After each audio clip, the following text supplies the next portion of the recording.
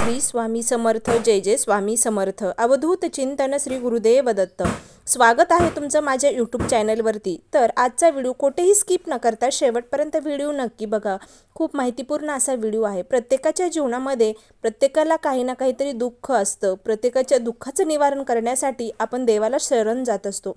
आपापले दुःख देवाला सांगत असतो आणि त्यातूनच आपल्याला योग्य तो मार्ग मिळण्यासाठी आपल्याला प्रचिती देत असतात आपले गुरु। तर आपण आपल्या गुरूंची श्री स्वामी समर्थ महाराजांची सेवा सातत्याने करणं खरंच खूप महत्त्वाचं आहे। सातत्याने कशी सेवा करावी तर आपल्या गुरूंचं नामस्मरण करावा।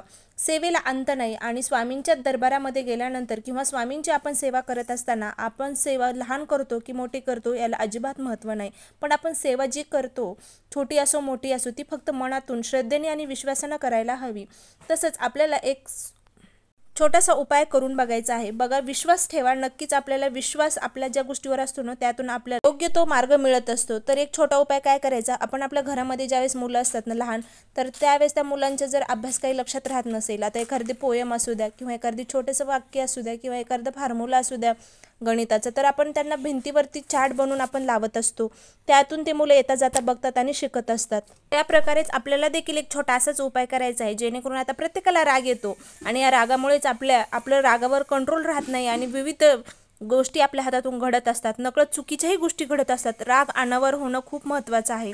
राग आला तरी पण आपण त्या रागाचं शांत होणं खरंच खूप महत्त्वाचं आहे। त्यासाठी आपल्याला एक आता प्रत्येकाला राग येतो ना, तर आपल्या भिंतीवरती एक छोटंसं म्हणजे तुम्ही पेजवर लिहू शकतात। आपल्याला ते भिंतीवर लिहायचं आहे, त्या पेजवर लिहून भिंतीवर चिटकवायचं आहे ते पेज आपल्याला पान। तर काय लिहायचं आहे, खरंच खूप महत्त्वाचा विचार आहे। हा विचार जर तुम्ही तुमच्या मनामध्ये सतत आणला तर कधीही तुम्हाला राग येणार नाही किंवा तुमच्या हातातून कधीही वाईट चुकीचं घडणार नाही।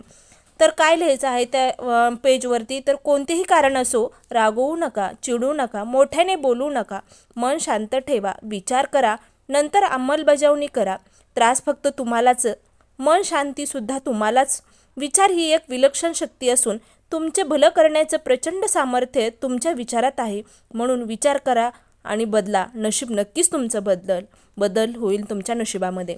तर कसं आहे ना, आपल्याच हातामध्ये आहे की आपण कोणत्या गोष्टी म्हणजे वाईट काय चांगलं काय हे आपल्याला प्रत्येकाला कळत असतं, पण नकळत चुकीच्या गोष्टी आपल्याकडून घडत असतात आणि ह्या चुकीच्या गोष्टी घडू नये त्यासाठी आपल्याला हे वाक्य हे विचार आपल्याला लिहायचे आहेत। आपल्याला त्या विचाराची अंमलबजावणी करायची आहे आणि ते विचार आचरणात आणायचे आहेत। स्वामींची शिकवण आहे आपल्याला अशीच की आपण ह्या गोष्टी लक्षात ठेवून कधीही म्हणजे कोणतंही कारण आपल्या कारणास्तव आपण कधीही कोणावर चिडू नये, रागवू नये, मोठ्याने कोणाला बोलू नये किंवा आपलं मन शांत ठेवून विचार करून नंतर त्या विचाराची अंमलबजावणी करणं खरंच खूप महत्त्वाचं आहे।